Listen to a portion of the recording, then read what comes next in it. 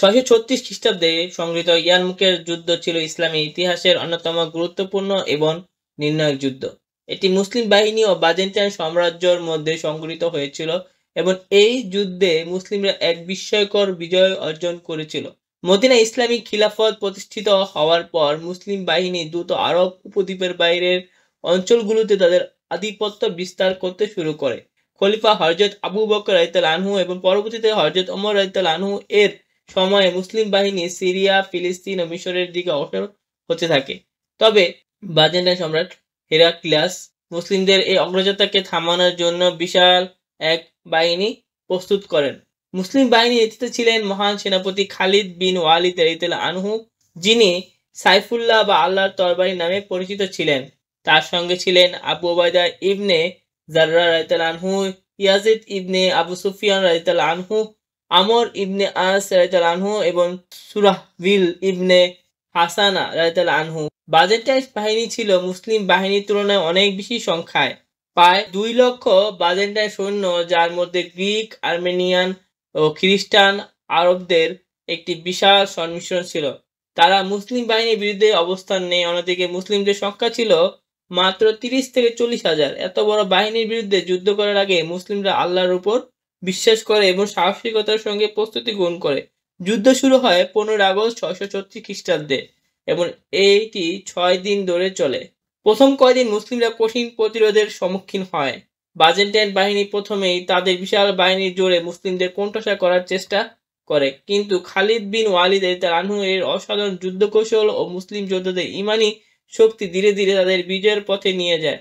খালিদ বিন ওয়ালিদ রাদিয়াল্লাহু আনহু তার বাহিনীকে বিভিন্ন ভাগে বিভক্ত করেন এবং প্রতিপক্ষের বাহিনীকে বিভিন্ন দিকে ছড়িয়ে দেওয়ার জন্য একাধিক থেকে আক্রমণ চালান। এক পর্যায়ে তিনি বাইজেন্টাইন বাহিনীকে ইয়ারমুক নদীর পাশে নিয়ে আসতে সক্ষম হন। সেখান থেকে পালানোর পথ সীমিত হয়ে পড়ে। তারপর মুসলিম বাহিনী চূড়ান্ত আঘাত আনে। মুসলিম সেনারা শত্রুদের ঘিরে ফেলে এবং চারদিক থেকে চাপ সৃষ্টি করে। এই যুদ্ধে মুসলিম বাহিনীর প্রতিটি সৈনিক ঈমানের সঙ্গে যুদ্ধ করছিলেন। তাদের লক্ষ্য ছিল আল্লাহর সন্তুষ্টি এবং ইসলামের বিজয়। একজন মুসলিম যোদ্ধা ইকরিমা বিন আবু জাহাল রাদিয়াল্লাহু আনহু, যিনি প্রথম ইসলামের বিরুদ্ধে ছিলেন কিন্তু পরে ইসলামের জন্য জীবন উৎসর্গ করেন, তিনি বলেন, আমি আজ যুদ্ধের ময়দান থেকে পলায়ন করব না, এবং তিনি বীরত্বের সঙ্গে যুদ্ধ করে শাহাদাত বরণ করেন।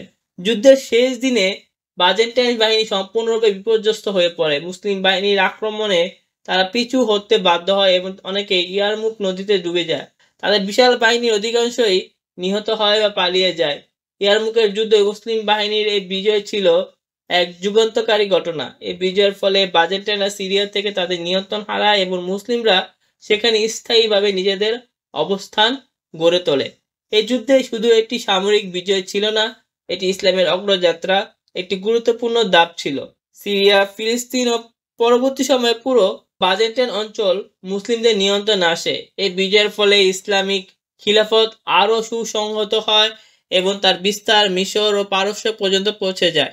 ইয়ারমুকের যুদ্ধ ইসলামের ইতিহাসের একটি গৌরব উজ্জ্বল অধ্যায়, যা দেখিয়েছিল ঈমান, কৌশল ও ঐক্যের শক্তি কিভাবে একটি ছোট বাহিনীকে একটি বিশাল সাম্রাজ্যের বিরুদ্ধে বিজয় করতে পারে। মুসলিমদের এই বিজয় ছিল শুধুমাত্র তাদের অসাধারণ বীরত্বের জন্য নয়, বরং আল্লাহর উপর দৃঢ় বিশ্বাস এবং কৌশলগত বুদ্ধিমত্তার কারণ।